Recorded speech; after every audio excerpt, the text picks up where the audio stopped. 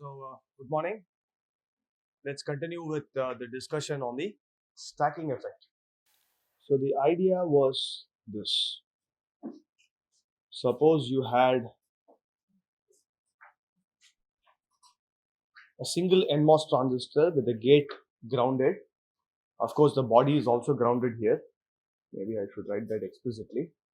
And suppose you had two transistors in series like this. This is also VDD. Both these gates are grounded. Both bodies are also grounded now, right?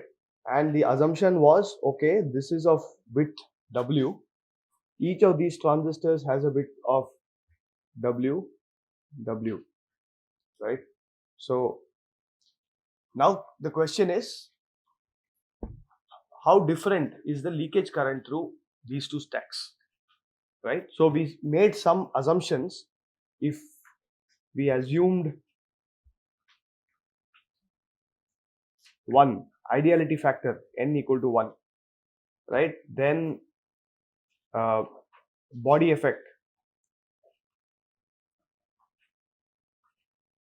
gamma equal to 0. Then Dibble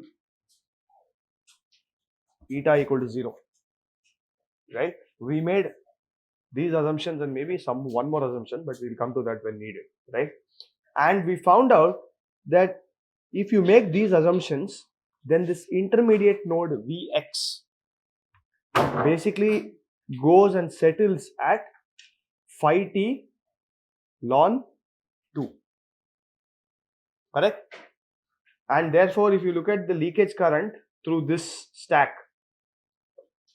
I think I had the current through the bottom transistor, right, is I naught into W e power what? Yeah, VGS is 0, right? So it is minus VT by phi t into 1 minus e power minus VDS, that is Vx by phi t. Right, and if you substitute Vx equal to ln 2 into this equation here, what do you get? You get this to be I naught into W by 2 into e power minus Vt by phi t. This is what we got. And if you look at the leakage current through this transistor, I leak, it is basically I naught into W, right, e power minus Vt by phi t, right? Assuming that VDD is much larger than phi t, you can neglect that term, right? So the assumption was also large VDD, and typically if you have to quantify this large, VDD is greater than 3 times phi t. That's when that 1 minus e power, it will become 1 minus e power minus 3, and that is negligible, is approximately 1. Okay. So the first conclusion that we got from this was, if you don't have any of these short channel effects, then the two transistor stack simply reduces to a single transistor with half the width, right? So if you look at this, if I now make this W by 2, right, then this equation would become W by 2 and the two currents will be equal. So putting two transistors in series is like adding two resistances. So if a width W gives you a resistance R, then the net resistance in series will be 2R, which is equivalent to a width of W by 2, right? So that's the basic idea here. But so therefore this is really not the stacking effect. In a sense, there's no big advantage here, right? Because I'm just getting the effective width reducing because of this thing. So if I have to make a comparison, I have to really make it with these two transistors, width of W by 2 single transistor stack, width of W, 2 transistor stack, right? Then I have to see if I get a current saving. It's only then that I actually can use this stacking effect very effectively. So now let's look at what happens when we introduce these short channel effects. Okay, so this is in reality, right? So I have a single transistor VDD and okay, ground 0. So do you remember what I called N1 and what I called N2 in last class? Can you tell me? Top is N1. Okay, just to keep the notation consistent. N1, N2. Okay, this body is grounded. This body is grounded. This is grounded. Okay. So now let's just calculate various parameters and we'll see what the effect of these short channel effects are, right? Which means basically gamma is not equal to 0, eta is not equal to 0. That ideality factor, it doesn't matter too much, okay? So we can also put that in. N is equal to 1.5 now, right? But VDD is still large. VDD is greater than 350. That still holds, okay? So the VDS of this transistor here, right? Let me call this N naught. Of N naught is what? VDD, right? VDD. Now what is VSB?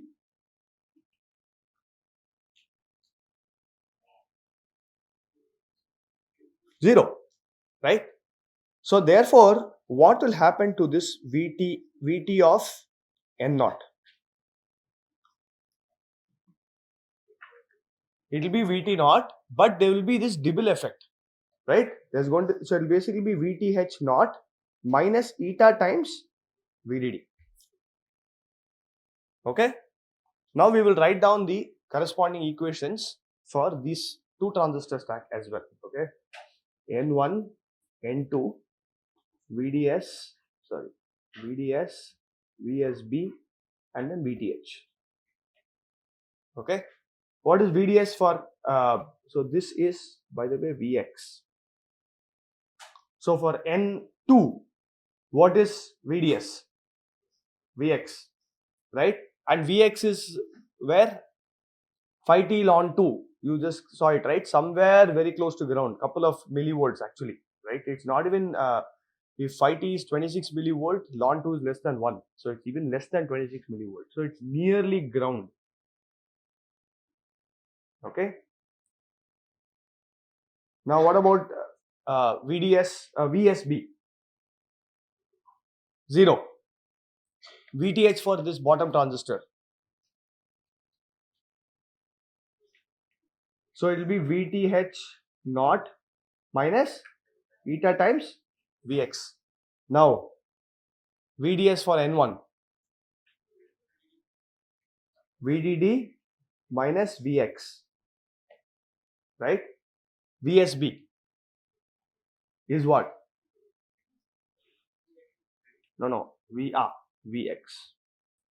Now VTH therefore should be VTH naught plus gamma times root of Vx plus psi s, right? Minus root of mod psi s, right? And minus eta times. Yeah. So now what is happening is the top transistor, right? So this Vx is going to go up a little bit, by the way, okay? It won't be exactly 5T ln 2. It will be, in reality, it will go settle at some different value. You can actually calculate it correctly by substituting this equation in there. You take VTH to be, VTH naught plus gamma times root of that minus eta times VDS. If you apply that equation and solve it, you can find out exactly. I'll point you to a paper where this discussion has happened. You can read it for your own understanding. Okay. We will just look at the intuition here now. So now what is happening is the top transistor is seeing a much lesser VTH than N0. So the transistor N1 is seeing a much lesser VTH than N0. Okay, and when I say much lesser, remember, because the leakage is exponentially dependent on VTH, even that small dibble effect can make a big difference to this leakage current, right? And obviously amongst N2 and N1, right, the guy who can permit lesser leakage is going to sort of determine the leakage eventually, because it's a series path, right? So therefore, in reality, this I stack 2, right, will be much lesser than I stack 1, primarily coming from dibble, right, 1. Now what about the body effect? If you take N1 transistor, the VSB is obviously greater than 0, because Vx is settling at some value between 0 and VDD. So VSB is non-zero, and therefore VTH goes up also because of the body effect, right? So basically VTH of N1 increases because of one dibble. 2 increases compared to N0.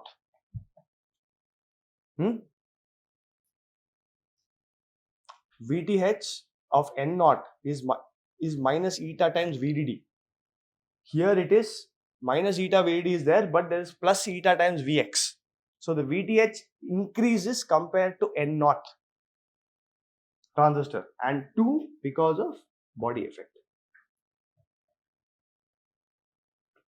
right? Of course, this is the one that's going to dominate.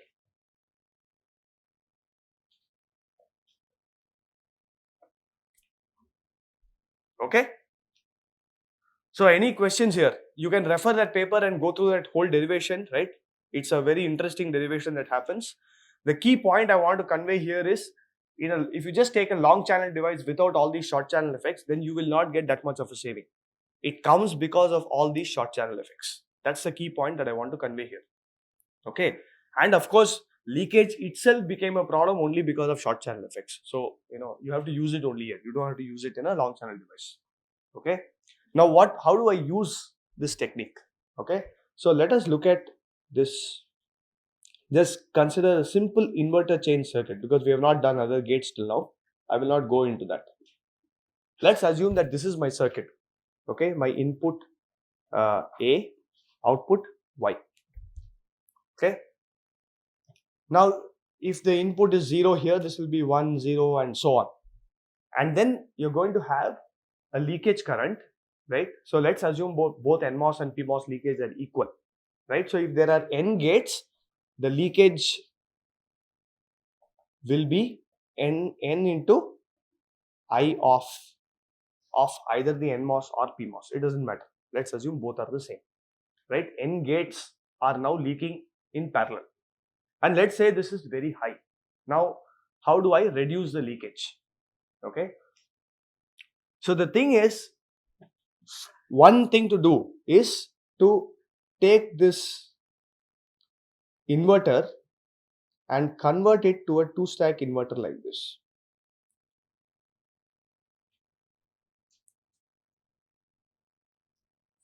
A, Y. So now what happens, even if it is 0, then I have a 2-stack NMOS transistor stack, right?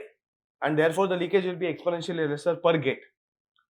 If it is 1, then the PMOS will be leaking, and I'll have a 2-stack PMOS this thing, right?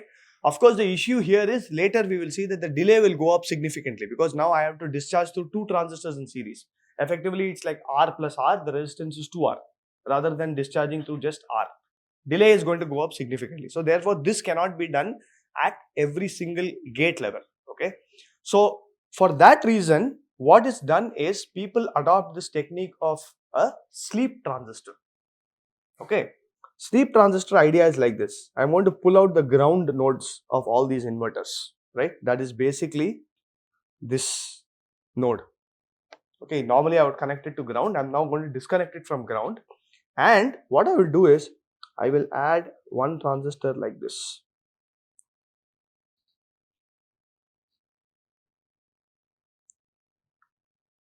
Okay, maybe I should draw in red so that I can maintain the color consistency. That ground node I have disconnected and put an NMOS transistor in series between that ground. So this I am going to now call as virtual ground.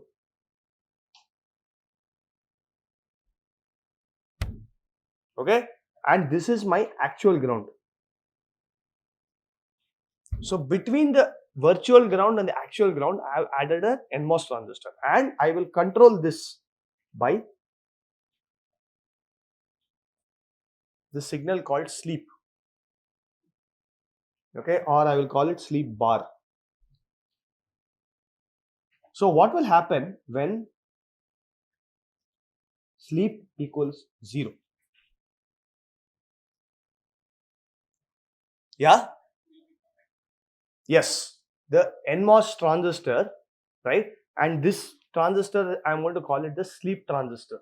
The sleep transistor will turn on and connect the virtual ground to ground, right? Only thing is, it has to be really large, because now what's going to happen is all these inverters, at least every alternate inverter, because the signals get inverted every stage, will discharge simultaneously into this. There can be a parallel current, right? All these currents, and these I am talking about on currents. Okay, so I have two modes of working. One is the sleep state, other is the actual state, right? In mission mode. In mission mode, I want this virtual ground to be as close to ground as possible. For that reason, my sleep transistor has to be very, very, very large. This is basically called mission mode, right? Virtual ground is nearly ground. If W of sleep is very, very large, let's say large. Okay. Now, if sleep equal to 1, this is basically sleep mode,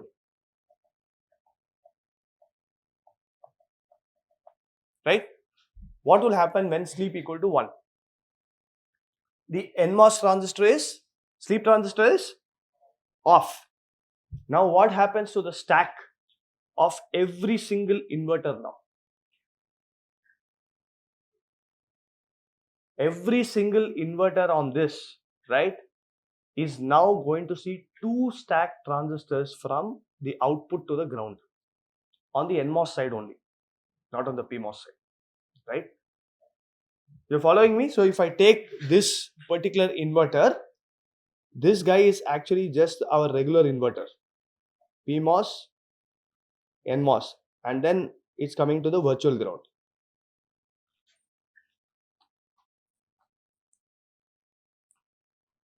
A, Y, this is my virtual ground. So if I take this path, it is from Y. Let's assume that this A was 0. Then the NMOS transistor is supposed to leak. But the NMOS transistor is now seeing its source connected to virtual ground, which means that there is a path that goes through this sleep transistor. And therefore, every single gate in that circuit will now see at least 2 transistors on its stack, which means that the leakage is going to drop exponentially, right? I can do the same thing on top as well, because for the PMOS I need another stack, right? So therefore, you take the the power connection of these things, right? Call it the virtual VDD ground, the VDD connection, and connect this to through a try the other way, PMOS transistor to VDD. This is virtual VDD. This also will be connect sleep bar. Is it sleep or sleep bar? Because when sleep is 0, I want it to be in mission mode. Correct. It should be connected to sleep, right? This transistor also has to be large. Okay. So this stacking effect. So the idea is very simple. You make your logic circuit as you want. You don't worry about leakage at that point, right? Make everything you can put NAND gates, OR gates, everything, right? Then you get a circuit where you're connected between VDD and ground. Finally, you just remove this VDD connection, make it a virtual VDD, ground, make it a virtual ground, and connect these sleep transistors in between the virtual grounds and actual ground. Okay, or virtual VDD and actual VDD connection. Right? Then you are able to control this very, very effectively. So this is a very powerful technique to control the leakage in the sleep state. So when your mobile is not being used, for example, then the operating system can actually figure this out and put it into the sleep mode. Why? Because when sleep equal to 0, I want it to be in mission mode. That means the PMOS should turn on. Correct? When sleep equal to 1, it should be off. Yeah. Why? Should be large. Okay. So now let us look at what is going to happen in my mission mode. Okay. I am going to connect all these things through. So in mission mode, this is connected to 1. Right?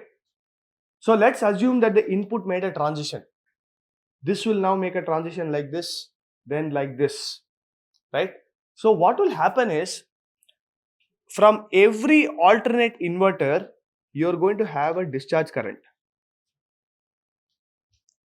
Right? And this is on current, mind you. This is not off current.